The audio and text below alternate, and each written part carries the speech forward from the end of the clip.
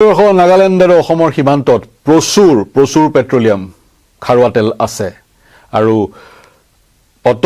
বছৰ ধৰি যোৱা 30 বছৰ ধৰি সেই খাৰুৱা তেলৰ যেটো এক্সপ্লোৰেচনৰ কাম হেতু বন্ধ হৈ গৈছিলে আৰু যিমান খাৰুৱা তেল আছে সেই পৰিমাণটো শুনিলে আপোনাৰ চকু কপালত উঠিব ভাৰতবৰ্ষত আজিৰ তাৰিখত ভাৰতবৰ্ষত যথেষ্ট খাৰুৱা তেল নাই সমগ্ৰ বিশ্বৰ 1% তকৈ কম 0.28% খাৰুৱা তেল আছে কিন্তু সমগ্ৰ ভাৰতবৰ্ষত যিমান খাৰুৱা তেল আছে প্ৰায় সিমান পৰিমাণৰ খাৰুৱা তেল কোৱা হৈছে নাগালেণ্ড আৰু অসমৰ সীমান্তৰ ভূগৰ্ভত আছে আৰু সেই কথা ধৰা পৰিছিল 1973 চনতে কিন্তু 94 চনত মাইনিং বন্ধ হৈ গ'ল এক্সপ্লোৰেচন বন্ধ হৈ গ'ল ONGCৰ আৰু তাৰ পিছৰ পৰা এক্সপ্লোৰেচন হোৱা নাই কিয় হোৱা নাই জনাম আপোনালোকক আৰু কিছুদিনৰ আগতে দুদিন পূৰ্বে ভাৰতবৰ্ষৰ গৃহমন্ত্ৰীৰ উপস্থিতিত নাগালেণ্ড চৰকাৰ আৰু অসম চৰকাৰৰ এখন ত্ৰিপাক্ষিক চুক্তি হৈছিল য'ত এটা পক্ষ ভাৰত চৰকাৰো আৰু সেই ত্ৰিপাক্ষিক চুক্তিৰ যোগেদি পুনৰ এক্সপ্লোৰেচনৰ কাম খাৰুৱা তেল বিচাৰৰ কাম অসম নাগালেণ্ড সীমান্তত আৰম্ভ কৰাৰ এক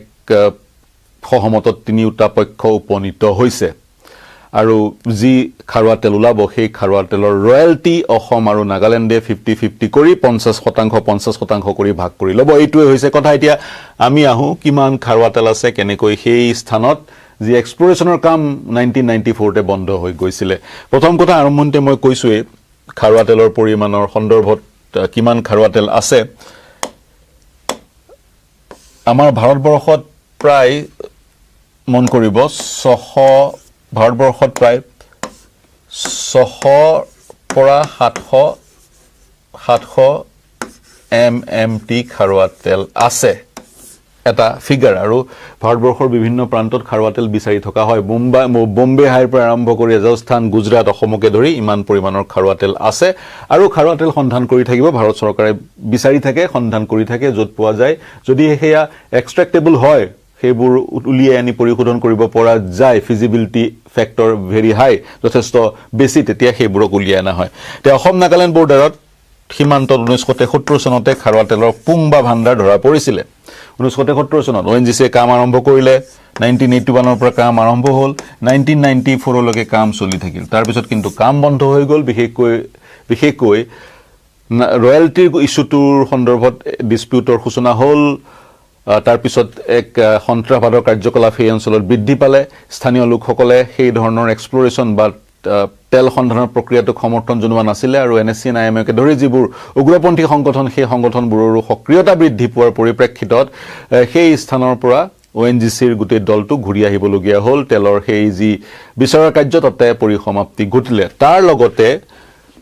জুৰিসডিকশনেল বহু কেইটা ডিসপিউট অসম আৰু নাগালেণ্ডৰ মাজত আছে 1963 চনৰ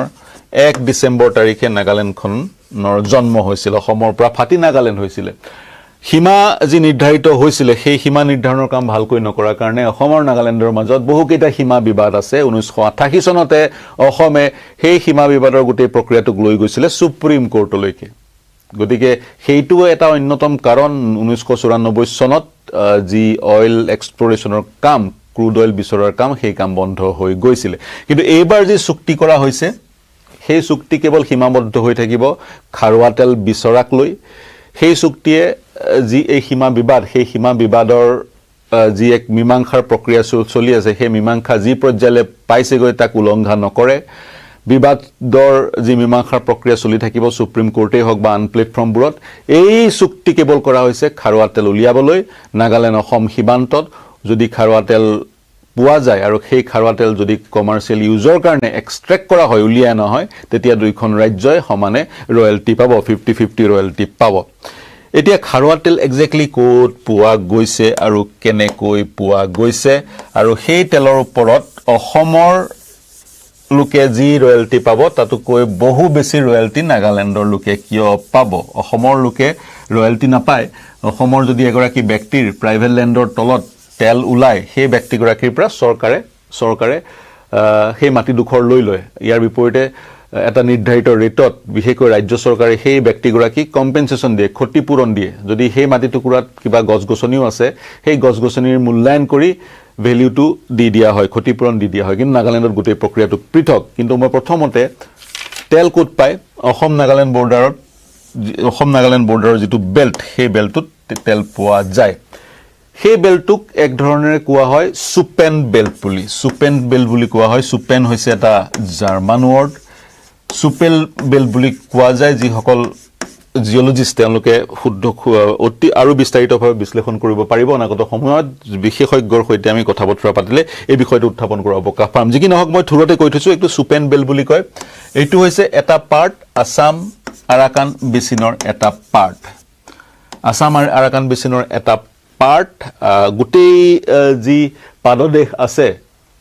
হিমালয়ৰ যি পাদদেশ অসম আৰু নাগালেণ্ড সীমান্তত সেই সম্পূৰ্ণ সেই পাদদেশকে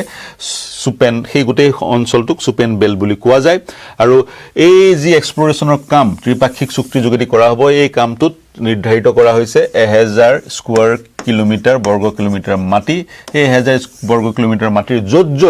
probability আছে possibility আছে feasibility আছে সম্ভাৱনা আছে ক্ৰুড অইলৰ খাৰুৱা তেল থকাৰ সেই স্থানসমূহত এক্সপ্লৰেশ্যন কৰা হ'ব সেই স্থানসমূহ খন্দা হ'ব দুইখন ৰাজ্যৰ ইয়াত কোনো তেওঁলোকে বাধা প্ৰদান কৰিব নোৱাৰিব তে আসাম আৰাকান বেল্টটো হৈছে পেট্ৰলিফেৰাছ সেডিমেন্টাৰী বেচিন এই আসাম আৰাকান যিটো বেল্ট সেই বেল্টটো হৈছে পেট্ৰলিফেৰাছ সেডিমেন্টাৰী বেচিন আৰু পেট্ৰলিফেৰাছ সেডিমেন্টাৰী বেচিনটোৰ এটা অংশ হৈছে সুপেন বেল্ট যিটো হৈছে অসম নাগালেণ্ড সীমান্তৰ পাদদেশ আৰু এতিয়া পেট্ৰলিফেৰাছ সেডিমেন্টাৰী বেচিন কি বস্তু হেতু হৈছে যি আমাৰ পৃথিৱীখনৰ ভূগৰ্ভ আৰ্থৰ যিটো আৰ্থ ক্ৰাষ্ট যিটো সেই আৰ্থ ক্ৰাষ্টত প্ৰাকৃতিকভাৱে সৃষ্টি হোৱা এক ধৰণৰ ডিপ্ৰেছন যিটো ডিপ্ৰেছনত খাৰুৱা তেল সৃষ্টি হোৱা খাৰুৱা তেল জমা হৈ থকাৰ প্ৰতিটো ভূতাত্ত্বিক কাৰক উপলব্ধ মই পুনৰ কৈছো পেট্ৰলিফেৰাছ সেডিমেন্টাৰী বেচিন হৈছে আৰ্থ ক্ৰাষ্টৰ প্ৰাকৃতিকভাৱে সৃষ্টি হোৱা এটা ডিপ্ৰেছন যিটো ডিপ্ৰেছনত খাৰুৱা তেল সৃষ্টি হোৱা আৰু জমা হৈ থকাৰ যিবোৰ জিঅলজিক্যাল ভূতাত্ত্বিক কাৰণৰ প্ৰয়োজন সেই কাৰণবোৰ উপলব্ধ আৰু সেই কাৰণে সেই স্থানবোৰত প্ৰচুৰ পৰিমাণে খাৰুৱা তেল থাকে যিটো কথা আমি 73 চনতে গম পাইছিলো 94 চনলৈকে এক্সপ্লৰেশ্যনৰ কাম চলি আছিল কিন্তু আমি কাম আগবঢ়াই নিব নোৱাৰিলো অসম আৰু মেঘালয়ৰ সংঘাতৰ কাৰণে গতিকে এইখিনিলৈকে আমি বুজি পালো এতিয়া তৃতীয় কথাটো মই অৱতাৰণা কৰিব বিচাৰিছো সেইটো হৈছে ৰয়্যালটি কিছু ইস্যু আছে সমস্যা আছে অসমতকৈ নাগালেণ্ড পৃথক হোৱাৰ কাৰণে ৰয়্যালটিৰ সেই সমস্যাটোৰ সৃষ্টি হয় বা নাগালেণ্ডৰ লোকক ৰয়্যালটি পোৱাৰ ক্ষেত্ৰত কিছু অতিৰিক্ত অধিকাৰ অসমৰ লোকতকৈ প্ৰদান কৰা হৈছে মন কৰিব নাগালেণ্ডখন হৈছে ভাৰতৰ সংবিধান অনুচ্ছেদ 371 কৰ যোগেদি প্ৰটেক্টেড সংৰক্ষিত 1962 চনত যেতিয়া নাগা পিপলছ কনভেনচন আৰু গভৰ্নমেন্ট অফ ইণ্ডিয়াৰ মাজত চুক্তি স্বাক্ষৰ হৈছিল 16 দফীয়া চুক্তি স্বাক্ষৰ হৈছিল তাৰ এটা অন্যতম চুক্তি আছিল যে নাগালেণ্ডক বিশেষ সাংবিধানিক অধিকাৰ প্ৰদান কৰিব লাগিব আৰু সেই সাংবিধানিক অধিকাৰৰ যোগেদি যিবোৰ সোশিয়েল প্ৰেক্টিস আছে আৰু যিবোৰ কাস্টমাৰী ল আছে সেইবোৰ নাগালেণ্ডত চলি থাকিব আৰু পাৰ্লিয়ামেন্টৰ কোনো ধৰণৰ আইনে পাৰ্লিয়ামেন্টত গৃহীত হোৱা কোনো ধৰণৰ আইনে নাগালেণ্ডৰ সেই কাস্টমাৰী ৰুলছ ল বা জীৱনশৈলীক সুপাৰচিড কৰিব নোৱাৰিব তাৰ সমান্তৰালে যি ল্যান্ড আছে মাটি আছে বা ল্যান্ডৰ ৰিসোৰ্সেস আছে সেই ৰিসোৰ্সেস বোৰৰ সম্পূৰ্ণ অধিকাৰ নাগাবাসীৰ হাতত থাকিব সেই মাটি আৰু মাটিৰ তলত থকা মিনাৰেলছ খাৰুৱা তেল ইত্যাদি অধিকাৰ সেই অধিকাৰ নাগাবাসীৰ হাতত থাকিব গতিকে নাগালেণ্ডৰ যি স্থানত মাটিৰ তলত তেল পাব আৰু সেই মাটিকন যিজন ব্যক্তিৰ তেওঁ সেই মাটিকনৰ ৰয়্যালটি পাব অসমৰ ক্ষেত্ৰত যেহেতু সেই নিয়ম নাই অসমত যদি মোৰ ঘৰৰ তলত তেল পাইছে তেতিয়া সৰকাৰ মোৰ ওচৰলৈ আহিব মোক ক্ষতিপূৰণ দিব মাটিটুকুৰ লৈ ল'ব বা যি কোম্পানীয়ে সেই তেল উলিয়াব তেওঁ মাটিটুকুৰ মোৰ পৰা কিনিব বা মোৰ পৰা লিজত ল'ব ইত্যাদি আন ৰাজ্যত য'ত তেল পোৱা যায় সেই মাটিটুকুৰ অটোমেটিক্যালি স্বয়ংক্ৰিয়ভাৱে চৰকাৰে কাঢ়ি লয় সেই ধৰণৰ নিয়ম কিন্তু নাগালেণ্ডত মাটিৰ তলৰ মিনাৰেলছৰ যি অধিকাৰ সেই অধিকাৰ মাটিৰ ওপৰৰ সেই লোকসকলৰ গতিকে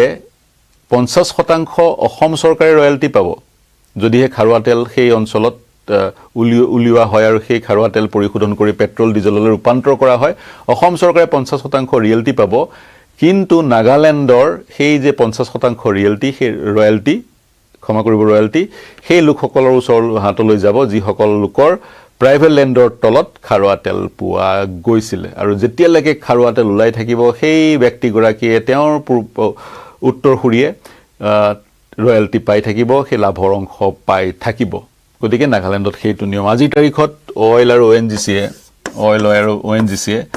অসমত যদি এক্সপ্লোৰেশ্যন কৰে খাৰুৱা তেল পায় খাৰুৱা তেল যদি কমাৰ্চিয়েল ব্যৱহাৰ বাণিজ্যিক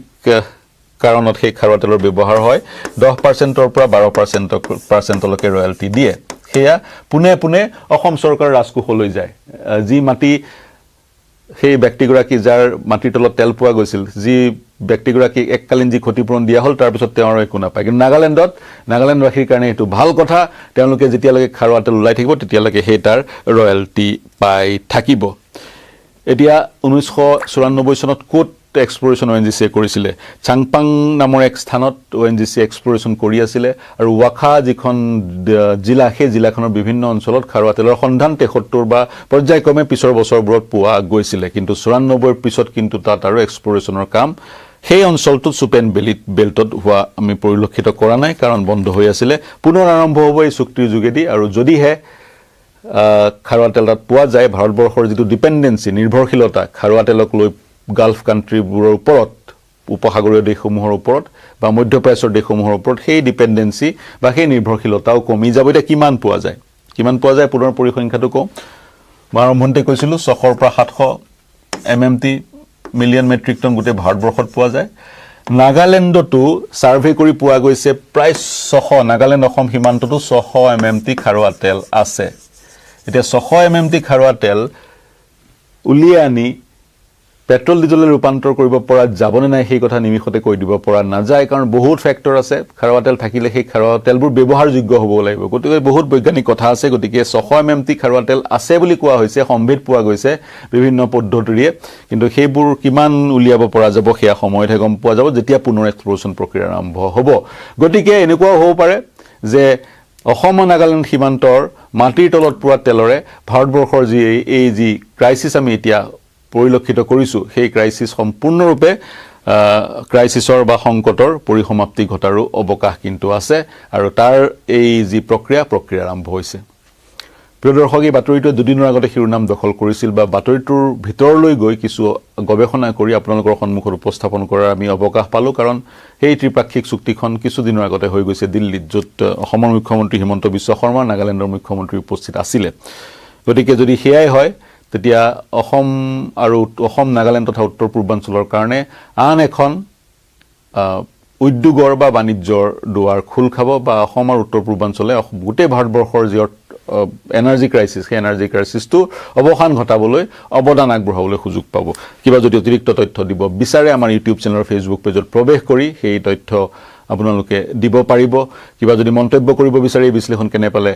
আমাক জনাব বিচাৰে মন্তব্য কৰিব আহ্বান জনাবলৈ বাকি দেশ বিশ্ব ৰাজ্যৰ সকলো বাতৰিৰ বাবে চাই থাকিব নিউজ 18 অসম নৰ্থ ইষ্ট ধন্যবাদ